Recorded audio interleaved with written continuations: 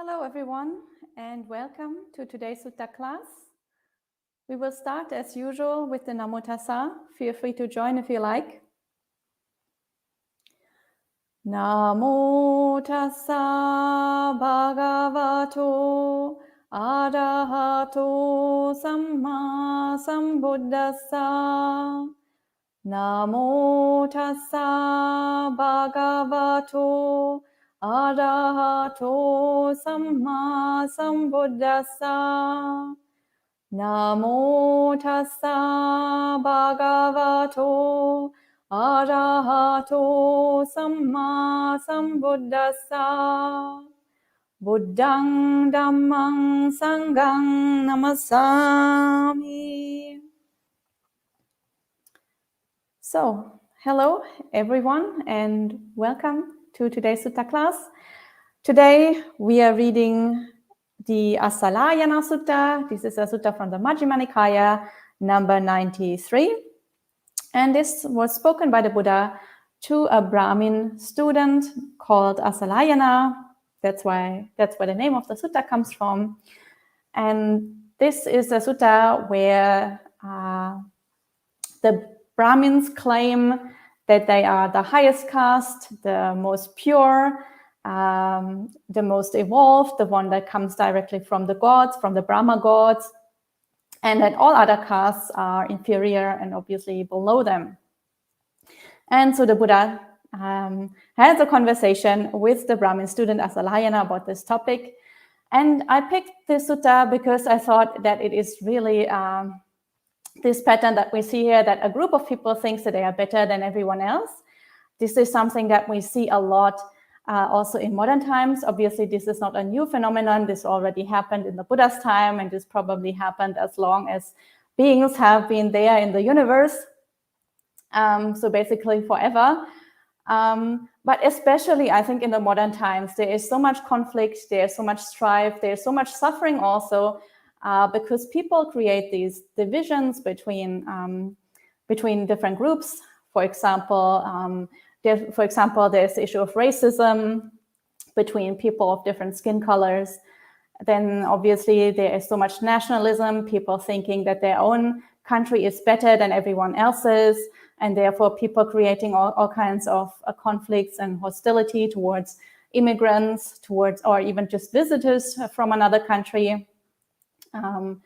And obviously for any kind of social group, there could be these kind of divisions. There are divisions between straight people and LGBTQ plus people. There are divisions between men and women. People demonize feminism, for example. There are divisions between disabled people and people who are not disabled. There are divisions between people who are already a little bit older and the younger people.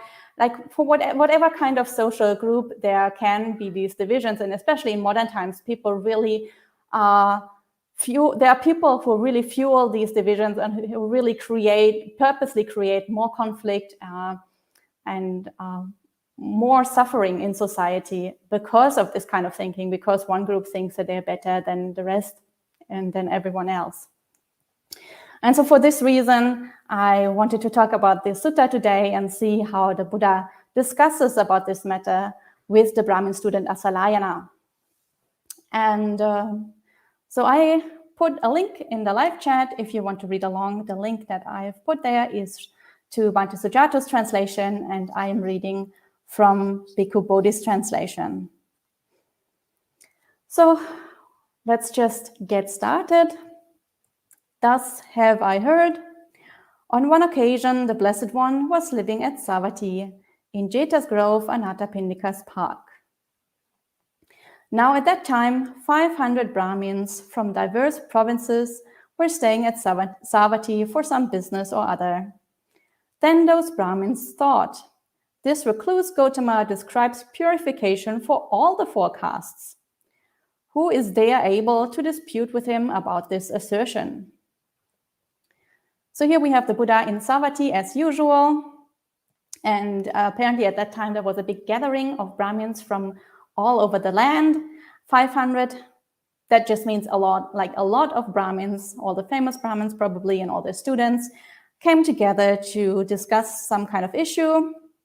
We don't really know what, and it's not really that important. It's just important that there were really a lot of Brahmins came together, and they heard that the Buddha's Dhamma was taught for people irrespective of the caste. So whatever family you were born into, whatever caste you were born into, everybody could go forth, everybody could practice the Dhamma either as a householder or as one gone forth, so as a renunciant, as a monastic. Everybody could practice, and everybody could achieve all the stages on the path, including arahantship. So purification here obviously refers to arahantship, so to full liberation, to full purification of the mind from all the defilements. So arahantship for everybody, irrespective of their caste.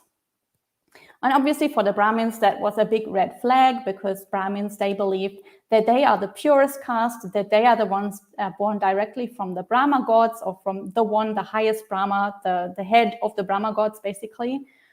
So they are the pure ones, they are the ones that are direct descendants from the gods, and everybody else is not pure, and obviously also can never be pure because they are from another caste. So there is no purification for other castes in their way of thinking. So obviously the Buddha's Dhamma was triggering to them, and so they were looking for somebody to refute the Buddha's teaching. So the text continues. Now on that occasion, a Brahmin student named Assalāyana was staying at Savatthi. Young, shaven-headed, 16 years old, he was a master of the 3 Vedas with their vocabularies, liturgy, phonology, and etymology, and the histories as a 5th. Skilled in philology and grammar, he was fully versed in natural philosophy and in the marks of a great man. Then the Brahmins thought, there is this young Brahmin student named Assalāyana staying at Savatthi. He is young and so on, whatever all these qualifications, and he's fully versed in natural philosophy and in the marks of a great man. He will be able to dispute with the recluse Gautama about this assertion. So there is a young Brahmin student in this assembly of Brahmins, and obviously he is very, very smart and clever, and his learning is very advanced. He is only 16 years old, and he has already mastered all the texts with all the supplements of the texts and all the sciences that come along with those texts, liturgy, phonology, etymology, and so on. So he was fully trained, and he was very young and very bright. And so people thought that he might be a good candidate to have this discussion with the Buddha. And so the Brahmins went to the Brahmin student Assalāyana and said to him, Master Assalāyana, this recluse Gautama describes purification for all the 4 castes. Let Master Assalāyana come and dispute with the recluse Gautama about this assertion. When this was said, the Brahmin student Assalāyana replied, Sirs, the recluse Gautama is one who speaks the Dhamma. Now those who speak the Dhamma are difficult to dispute with. I am not able to dispute with the recluse Gautama about this assertion. So now the Brahmins go to Assalāyana and ask him to debate with the Buddha. But Assalāyana doesn't want to debate with the Buddha, because Assalāyana has noticed that the Buddha speaks the Dhamma. So the Dhamma here in this case doesn't just mean the Buddha's teaching. The Dhamma can also mean speaking the truth, speaking a natural law, or speaking what is good, what is wholesome. So obviously Assalāyana himself has quite high regard for the Buddha, even though he's not a Buddhist himself. And so he thinks, since the Buddha speaks the truth, obviously, you cannot win a debate with him, because when you have a debate, the one who speaks in line with truth should be the winner. If it is an honest debate, if both sides debate in good faith, and if people are actually interested to find out what is true and which view is the right view, then obviously you don't want to debate with someone who has a more right view than yourself, because then you will always be the loser if it is a good debate and if both parties debate in good faith. So here Assalāyana actually has a very positive impression of the Buddha, and he actually sees clearly the limitations of himself and of his own tradition. And so he thinks there's no way that he can convince the Buddha of his position, of the Brahmin position, and he doesn't really want to engage in this debate. And he already knows that he's not going to win this. And so he doesn't want to engage in this. Also, it's futile. And obviously, if you have high regard for the other person, and if you think they are speaking the truth and they are speaking something that is beneficial, you don't want to challenge them, because it will just make you look very bad. It will make you look like an unwholesome person. It will kind of damage your reputation, and it can seem very disrespectful to a person that you actually want to respect. So for that reason, the student doesn't want to debate with the Buddha. But then a second time, the Brahmins said to him, Master Assalāyana, this recluse Gotama describes purification for all the four castes. Let Master Assalāyana come and dispute with the recluse Gotama about this assertion, for the training of a wanderer has been completed by Master Assalāyana. So they try again, and they tell him, well, your training has already been completed. You know everything, so you're the best qualified person to have this debate. But for a second time, the Brahmin student Assalāyana replied, Sirs, the recluse Gotama is one who speaks the Dhamma. Now those who speak the Dhamma are difficult to dispute with. I am not able to dispute with the recluse Gotama about this assertion. And a third time, the Brahmins said to him, Master Assalāyana, this recluse Gotama describes purification for all the four castes. Let Master Assalāyana come and dispute with the recluse Gotama about this assertion, for the training of a wanderer has been completed by Master Assalāyana. Let not the Master Assalāyana be defeated without having even fought the battle. When this was said, the Brahmin student Assalāyana replied, Surely, sirs, I am not getting through to you when I say, the recluse Gotama is one who speaks the Dhamma. Now, those who speak the Dhamma are difficult to dispute with. I'm not able to dispute with the recluse Gotama about this assertion. Still, sirs, at your bidding, I will go. So the Brahmins can't let this go, so they keep on nagging and nagging and nagging.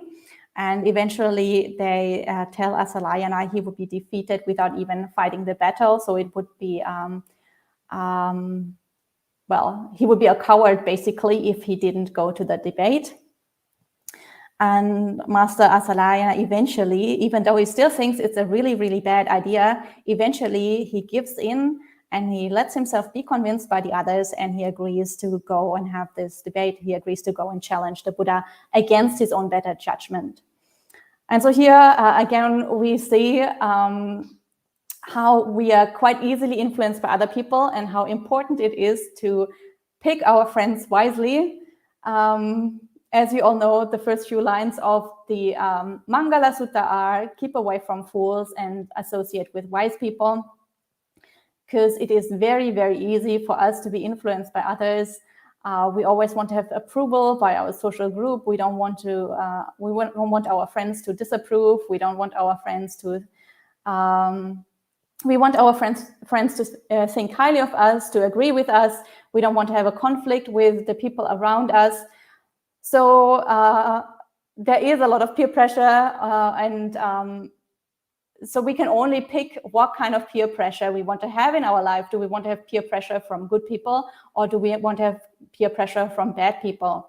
So if we associate with good people, there will be pressure to do good things. And so we're kind of being pushed in the right direction, maybe practicing more Dhamma or doing wholesome things, being kind, being generous, those kind of things. Or if we associate with bad people, we will constantly be pushed into doing bad things, even if it is against our better judgment, just because it's really, really difficult to not give in to social pressure, because it's really, really uncomfortable and a lot of suffering to follow our own conscience instead of pleasing the people around us.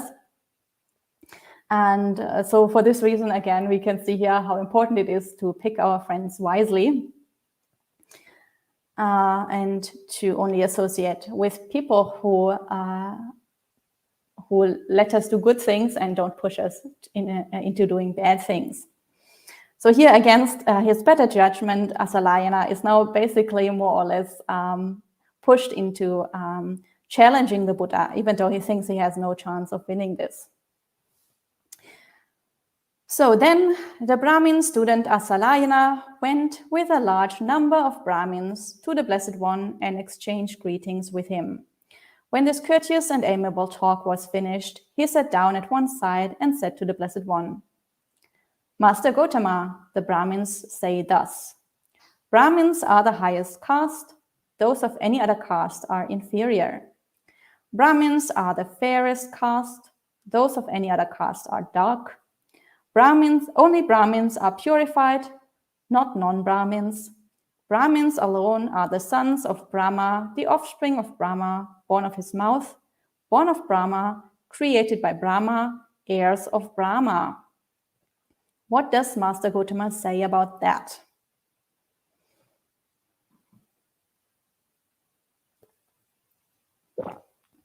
So here now we have the Brahmins openly stating what they are thinking, and to their credit, they are not kind of hiding at all their own superiority complex. They are not hiding at all that they are discriminating against other people. So this is totally out in the open, that they believe that they are better than everybody else, and that they really look down on everyone else, and that they believe that they are the offspring of the gods. So talk about conceit here. But anyway, as I mentioned in the beginning, this kind of thinking, you don't have to be a Brahmin to think like this. This kind of thinking is found in many, many communities all over the world. People looking down on people from other nations, people from other races, people from other sexual orientations, people from other cultures, whatever. Whenever there is the smallest difference between people, people will not just see there are two different equal states, but that they will always judge the two things and think one is better than the other, because our mind just works this way, that we always judge things and that we always try to pick, because we have so much craving in our mind, we always try to evaluate which one is the better and which one is the worst one. So this is just, as long as we have defilements in our minds, we create these divisions between people. So this is quite natural to occur. And in this case, it's the Brahmins in modern times. It could be other groups, but basically the way of thinking is quite similar. So Assalāyana states their way of thinking, and he asks, what does Master Gotama say about that? And the first thing the Buddha replies is, now, Assalāyana, the Brahmin women are seen having their periods, becoming pregnant, giving birth, and giving suck. So breastfeeding babies. And yet those Brahmins, though born from the womb, say thus, Brahmins are the highest caste, and so on. And Brahmins alone are the sons of Brahma, the offspring of Brahma, born of his mouth, born of Brahma, created by Brahma, heirs of Brahma. So Buddha immediately points out the most obvious discrepancy with this claim, since it's quite obvious that Brahmins are born from their mothers as any other human being. Obviously, they are not born from Brahma, they are not born from this god, they are not offspring of gods, they are offspring of men and women, just like everybody else. So they're not born of the Brahma's mouth, they are born from a woman. They're not born by Brahma, they're not created by Brahma. They are just obviously born in exactly the same way as all other humans. So already the debate should end at this point, because already this claim is debunked. But Assalāyana can't give up that easily, obviously, since there are 500 Brahmins watching him and expecting him to defend their claim. So he says, although Master Gotama says this, still the Brahmins think thus. Brahmins are the highest caste. Those of any other caste are inferior. Brahmins are the fairest caste. Those of any other caste are dark. Only Brahmins are purified, not non-Brahmins. And Brahmins alone are the sons of Brahma, the offspring of Brahma, born of his mouth, born of Brahma, created by Brahma, heirs of Brahma. And then the Buddha says, what do you think, Assalāyana? Have you heard that in Yona and Cambodia and in other outland countries, there are only two castes, masters and slaves, and that masters become slaves and slaves masters? So I have heard, sir. Then on the strength of what argument or with the support of what authority do the Brahmins in this case say thus? Brahmins are the highest caste and so on, and they are the heirs of Brahma. And although Master Gautama says this, still the Brahmins think thus. Brahmins are the highest caste and so on, and they are the heirs of Brahma. So now the Buddha comes up with another argument, and he says, well, there are countries that are not in the middle Ganges Valley. So this obviously, takes place in Savatthi, this conversation. So that's the place where the Buddha usually taught, the middle Ganges Valley. But outside the middle Ganges Valley, obviously, there are other countries. Back in the Buddha's time, there wasn't that much trade, but there was a little bit of trade. So there wasn't that much knowledge about countries that are far away, but there was a little bit of knowledge. And here, what the Buddha talks about, these countries, Yona and Cambodia. Yona is the Pali version of the word Ionia, and that refers to Greece or to Greek-influenced countries. So not necessarily only the place where Greece is nowadays, but Greece had a very big sphere of influence back then. Also in areas that were somewhat closer to India. So it could refer not necessarily only to Greece, but also to those other areas, regions that were influenced by the Greek culture. And then Cambodia was an area to the northwest, I believe, of the Middle Ganges Valley. And so obviously in those countries, the cultures are entirely different. There isn't even the same caste system that they have in India. There are no four castes, so there are no Brahmins whatsoever.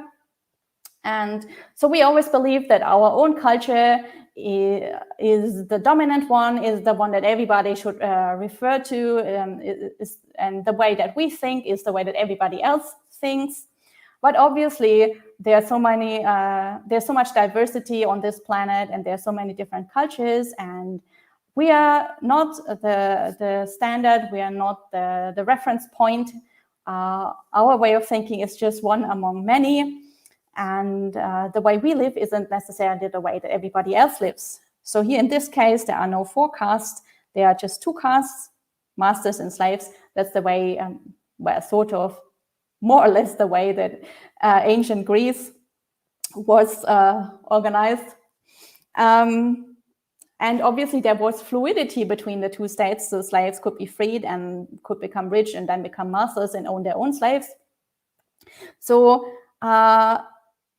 those so-called castes in Greece aren't castes in the same sense as in India, where you were born into one and then you would just remain in that one for the rest of your life. In this case, obviously, there's fluidity, and you can change from one caste to the other. So this idea of being born into one and that birth determining the rest of your life, basically, doesn't apply to other countries. That's what the Buddha points out here. And again, Brahmins don't even exist in those countries. So that claim doesn't make sense. But Assalāyana still persists and say the Brahmins still think that they are the highest caste. So the Buddha has to come up with another argument. And the Buddha then says the following. What do you think, Assalāyana? Suppose a noble were to kill living beings, take what is not given, misconduct themselves in sensual pleasures, speak falsely, speak maliciously, speak harshly, gossip, be covetous, have a mind of ill will, and hold wrong view. On the dissolution of the body after death, would only they be likely to reappear in a state of deprivation, in an unhappy destination, in perdition, even in hell, and not a Brahmin? Suppose a merchant or suppose a worker were to kill living beings and so on and hold wrong view. On the dissolution of the body after death, would only they be likely to reappear in a state of deprivation, in an unhappy destination, in perdition, even in hell, and not a Brahmin? No, Master Gautama, whether it be a noble or a Brahmin or a merchant or a worker, those of all four castes who kill living beings and who do the other unwholesome things and hold wrong view on the dissolution of the body after death are likely to reappear in a state of deprivation, in an unhappy destination, in perdition, even in hell. Then on the strength of what argument or with the support of what authority do the Brahmins in this case say thus? Brahmins are the highest caste and so on, and they are the heirs of Brahma. So now the Buddha comes up with a new argument, and he says, suppose there is a person who engages in the 10 kinds of unwholesome conduct. So this list of unwholesome conduct here is found in many, many suttas. Akusala dhammas, or unwholesome, 10 unwholesome things. So killing, stealing, misconduct in sensual pleasures, the 4 kinds of misconduct in speech, so speaking falsely, maliciously, harshly, and gossip. And then the 3 kinds of mental bad conduct, being covetous, having a mind of ill will, and holding wrong view. So those correspond to greed, hatred, and delusion. Being covetous corresponds to greed. Having a mind of ill will corresponds to hatred, and holding wrong view corresponds to delusion. So these are the 10 kinds of unwholesome conduct. And suppose a person engages in those 10 kinds of unwholesome conduct. Then after they die, they made bad karma, so usually they should have a bad rebirth. So the Buddha asks, would only a noble person have that bad rebirth, or a merchant or a worker? But if a Brahmin does this, would they not have a bad rebirth if they do this? So the word noble here doesn't refer to the Aryas as we usually use it in the suttas. So it doesn't refer to somebody who is a stream enterer or who has another noble attainment on the Buddhist path. The word noble here refers to the caste of the Khattiyas.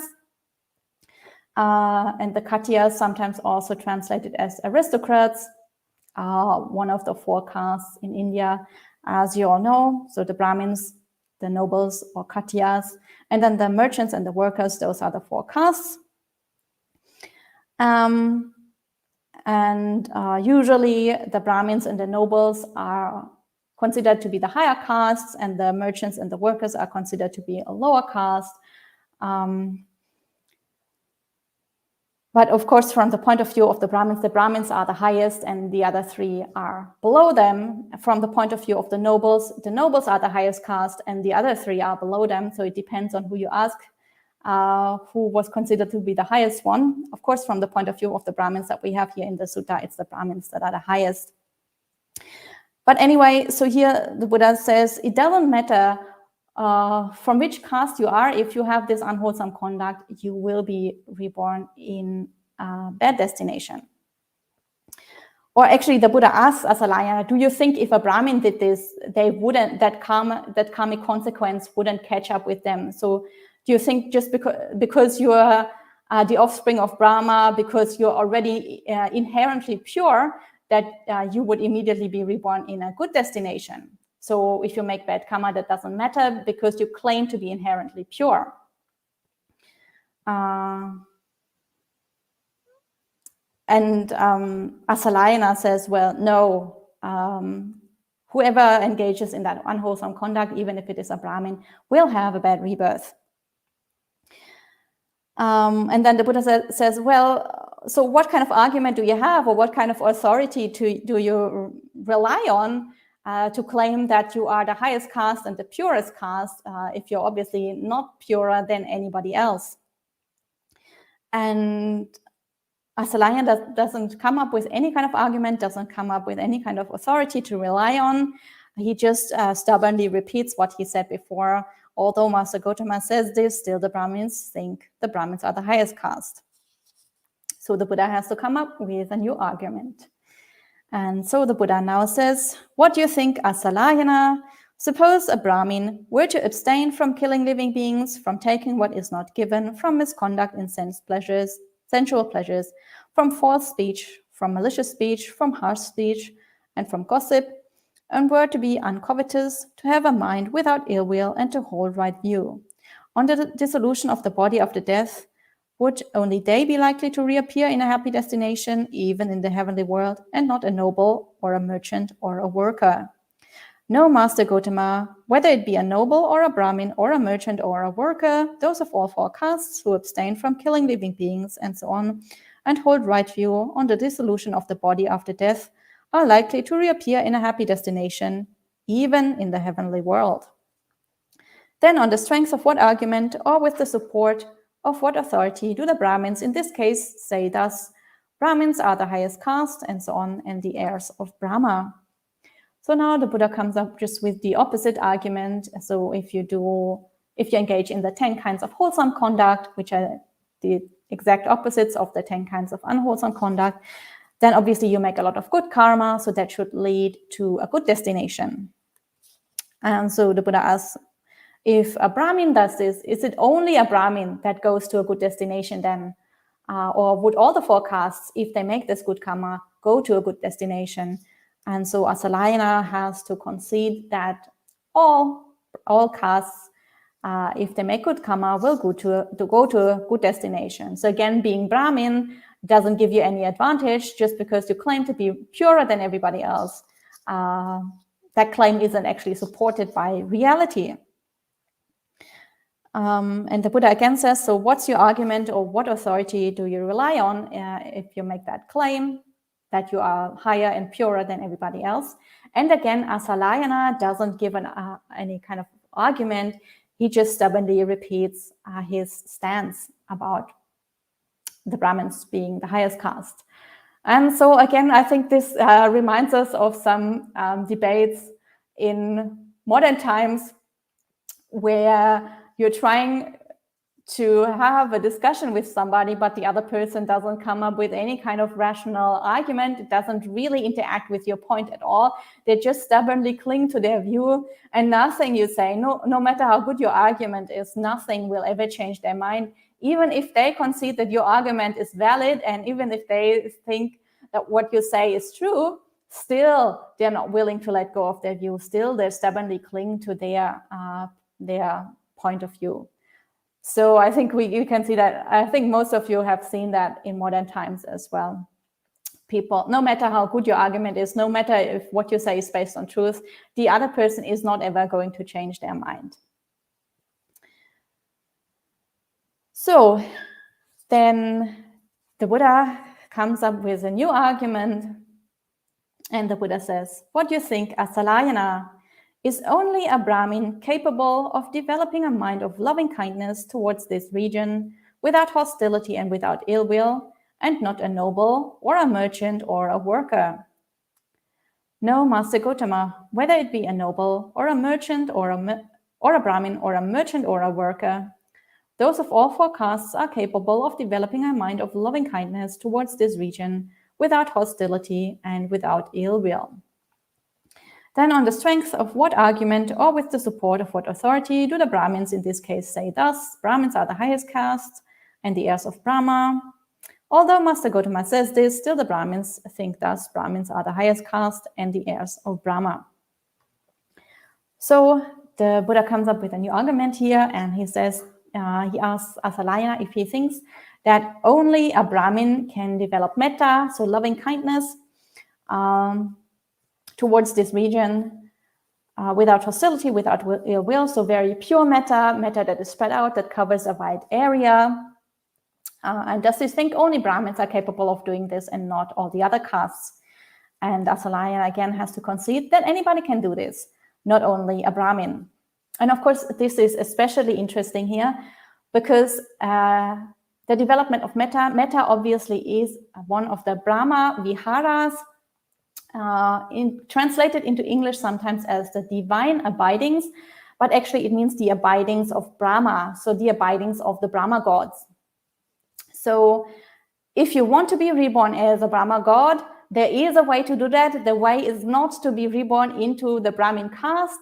The way is to actually develop the Brahma Viharas in your mind. So there are 4 Brahma Viharas. The first one is metta, loving kindness, that the Buddha talks about here.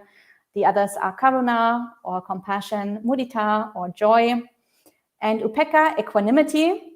So if you develop those things, you can actually be reborn in the Brahma realm, but it has nothing to do with being born as a Brahmin. And so this is the actual way to come to union with Brahma, not those Brahmin rituals. And so Assalāyana has to actually concede that anybody can do this, whether you're a Brahmin or you're not a Brahmin, you can become purified enough to be reborn in the Brahma realm. So again, he basically totally disproves his own theory that his caste is innately pure and the other castes are not pure, because anybody can develop these kind of purifications. So it's interesting that it's actually the Buddhists that teach the Brahmins the way to Brahma, and it's not the Brahmins themselves that know the way to Brahma. The Brahmins only basically learn their rituals and their theories, but the Buddhists actually put this practice into practice and can actually achieve this unity or this rebirth, this unity with Brahma or this rebirth in the Brahma realm. And obviously it's not the fact that you are an heir of Brahma or that you are born of Brahma, offspring, being an offspring of Brahma or anything like this, that will lead you to a rebirth in the Brahma realm. And then the Buddha comes up with a new argument, and he says, what do you think? Assalāyana is only a Brahmin capable of taking a loofah and bath powder, going to the river and washing off dust and dirt, and not a noble or a merchant or a worker? No, Master Gotama, whether it be a noble or a Brahmin or a merchant or a worker, those of all 4 castes are capable of taking a loofah and bath powder, going to the river and washing off dust and dirt. Then on the strength of what argument or with the support of what authority do the Brahmins in this case say thus? Brahmins are the highest caste, and so on. And although Master Gotama says this, still the Brahmins think thus. Brahmins are the... So here now the Buddha obviously is making fun of the Brahmins, and he says the Brahmins claim that they are purified and that all other castes are impure. So purified obviously means you're clean, you're cleansed, you're washed. And so Buddha says, well, can only the Brahmins wash? Can only the Brahmins purify their body, or can anybody go to the river and wash themselves? And obviously anybody can go to the river, take some soap along and a loofah and wash themselves. So anybody is equally capable of being either clean or dirty. So again, there is that claim that one person is more purified than the other has no basis in reality.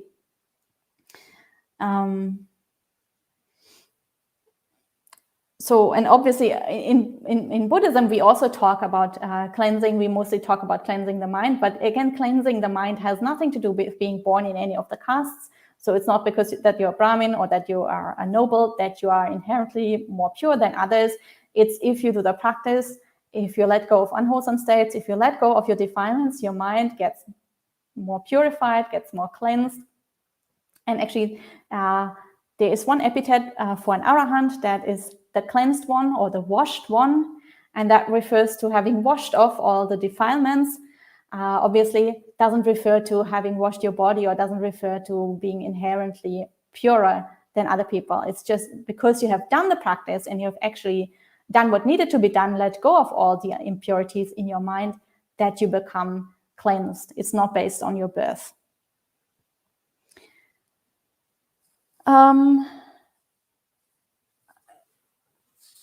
There's still quite a bit left in this sutta, so I don't think we can finish it all today. But I don't see any question in the live chat, so I'll just keep going for a little bit longer and read one more argument maybe, and then we can finish the rest next time. And if you have a question, you can already post it in the chat. So the Buddha comes up with one more argument, or he comes up with a lot more, but one more for today. And the Buddha says, what do you think, Assalāyana? Suppose a head-anointed noble king were to assemble here 100 men of different births and say to them, come, sirs, let any here who have been born into a noble clan, or a Brahmin clan, or a royal clan, take an upper fire stick of salala wood, sandalwood, or padumaka wood, and light a fire and produce heat. And also let any who have been born into an outcast clan, a trapper clan, a wicker workers clan, a cartwright's clan, or a scavenger's clan, take an upper fire stick made from a dog's drinking straw, from a pig's straw, from a dustbin, or from castor oil wood, and light a fire and produce heat. What do you think, Assalāyana, when a fire is lit and heat is produced by someone in the first group? Would that fire have a flame, a color, and a radiance, and would it be possible to use it for the purpose of fire? While when a fire is lit and heat is produced by someone of the second group, that fire would have no flame, no color, and no radiance, and it would not be possible to use it for the purposes of fire. No, Master Gautama, when a fire is lit and heat is produced by someone in the first group, that fire would have a flame, a color, and a radiance, and it would be possible to use it for the purposes of fire. And when a fire is lit and heat is produced by someone in the second group, that fire too would have a flame, a color, and a radiance, and it would be possible to use it for the purposes of fire. For all fire has a flame, a color, and a radiance, and it is possible to use all fire for the purposes of fire. Then, on the strength of what argument or with the support of what authority do the Brahmins in this case say thus, Brahmins are the highest caste, and so on. And the student says, although Master Gautama says this, still the Brahmins think thus, Brahmins are the highest caste. So, now the Buddha comes up with a simile, and he says, suppose someone assembles a group of people, and those people that are from a noble clan or from a Brahmin clan, so those that are from a higher caste, they take very expensive wood, very precious wood, and then they light that, or they light the fire and produce heat. And then there is a group of people that are not even included in one of the four castes, that are from outcast clans or from families or clans that are considered quite lowly, that are doing kind of dirty work, and they take wood that is kind of disgusting or considered disgusting back then. So dogs were considered to be very impure animals, as well as pigs. So using materials that have been used as feeding or drinking vessels for those kind of animals to light a fire, or from a dustbin, so kind of rubbish wood. And they use that kind of wood, and they also light a fire and also produce heat. And so the Buddha asks, is only the fire that the first group produces real fire, or is any kind of person capable to produce real fire, to light a proper fire? And that fire that has been lit is the same fire for everybody, and it can be used for all the purposes of fire, no matter who has lit it. And so it's a little bit difficult to understand what this kind of refers to, what this simile means. On the one hand, I think one thing that the Buddha points out, if there's any kind of work to be done, anybody can do that work. Anybody is capable of doing that work. It's not that Brahmins or nobles are inherently more capable of doing stuff. So anybody can learn how to do this, anybody can develop those skills, and anybody can then act in a skillful way, either with worldly skills or obviously also skillful in the sense of beneficial and making good karma. But the other thing also here is that this simile is specifically about lighting fires. And obviously for Brahmins, fire was a special substance. And there are many ceremonies for the Brahmins that involve fire worship, that involve lighting fires, and then doing various rituals with that. And those rituals are also purification rituals. So through the fire, things can be purified. And Brahmins, especially obviously, as Brahmins claim that only Brahmins themselves can conduct those rituals, and therefore can purify other beings, and can do rituals that are actually impactful and that actually bring results.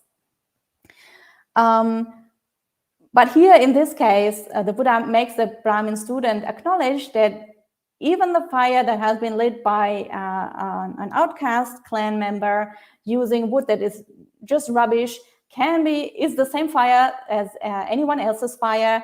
It has the same flame, it has the same color, it has the same radiance, and it can be used for any purpose of fire, including obviously all those ritual kind of purposes, because it's exactly the same fire. So even those very sacred rituals that the Brahmins carry out, and those fire worship ceremonies that they do in their religion are kind of baseless, because anybody can light this kind of fire, and anybody has that ability and that skill to do that. It's not something special to the Brahmins. So this basically undermines directly the core of their own belief of superiority, because they no longer can claim that they are the only ones who are pure enough to do those fire rituals. And as Assalāyana himself states, all fire has a flame, a color, and a radiance, and it is possible to use all fire for the purposes of fire. So he himself has to admit that. But still, he stubbornly clings to his view and claims that the Brahmins are the highest caste. And I think for today we can stop at this point, and we will read the rest of this sutta next time. And I think we can really feel pity for poor Assalāyana, because from the start he knew that he wouldn't be able to dispute with the Buddha, and he didn't want to do this, and he was just pushed into doing this. And during the entire conversation, he has not been able to come up with a single argument to counter all the arguments of the Buddha. So it must have been quite an embarrassing situation, especially being watched by like this really large group of Brahmins that have put all their hopes on you and that have so many expectations towards you, especially because they considered you to be very bright and very smart. So obviously that must have been a very, very embarrassing and very unpleasant situation. So we can feel for poor Assalāyana here. And the sutta is not finished. There are a lot more arguments coming, and we can have a look at them next time. So for now, we can end the sutta discussion, and I will have a look if there are any questions in the live chat.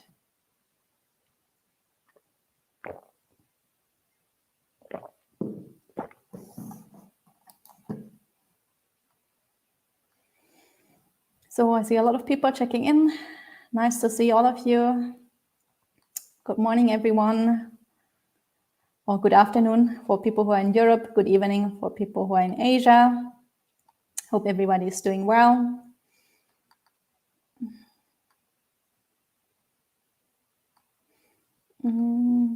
Let's see. Here's a question.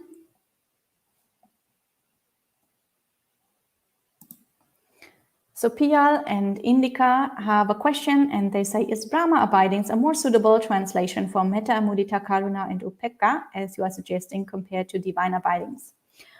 So, well, in Pali it's called the Brahma Viharas. So Brahma obviously refers to the Brahma God. Brahma gods are very high gods. They are reborn in the jhana plane. So in order to be reborn as a Brahma, you can either practice the 4 jhanas, or you can practice the 4 Brahma Viharas. Obviously, you have to practice them to a very high degree. It's not sufficient to do that like 5 minutes every day. You have to be quite proficient in those attainments in order to be reborn as a Brahma. And I think the reason why it is usually called divine abidings is because most people don't really know what Brahma is, especially people who are not that well versed in Buddhism, maybe people who just try to read the translation and try to make sense of that. And if they don't have a teacher, they might not know what Brahma abiding is. So translators try to make sure they understand this is a heavenly kind of rebirth. For that reason, they call it divine abidings. But obviously, that can confuse people very easily if they think that this might be a rebirth or a state of mind that is found in the higher God realms that are still in the sensual plane. And so they might mistake feelings that they have or practices that they do for real metta if it's still tainted by sensual desire. For example, you can practice metta towards a loved one, but at the same time, it can still be tainted by sexual desire, for example. In that case, it's not proper metta. But if you mistake it and think this will lead to any kind of rebirth in any kind of God realm, even a lower God realm, then it's easy to mistake that if you call it divine abiding.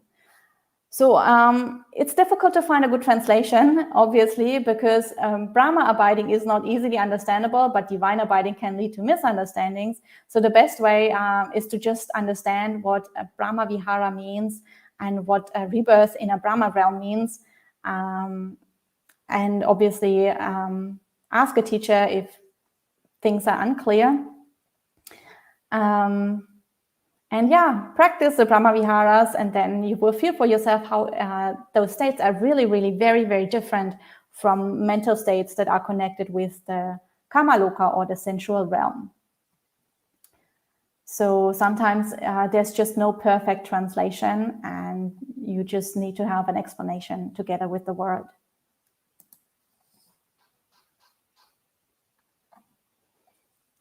Okay, there's one other question from Peter, and he asks, when are you going to go over the Abhidhamma Pitaka? I think never.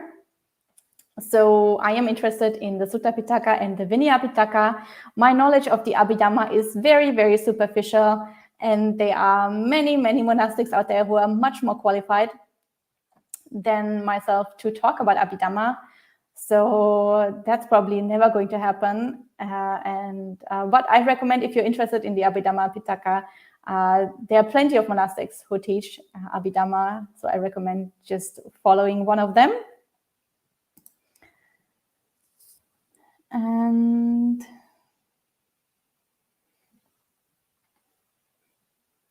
I think that was the last question for today. So I hope you enjoyed this sutta. I hope it was helpful for you. I think many of you have probably seen similar situations where people claim superiority, which is obviously entirely unfounded, because all kinds of superiority are based in delusion and conceit.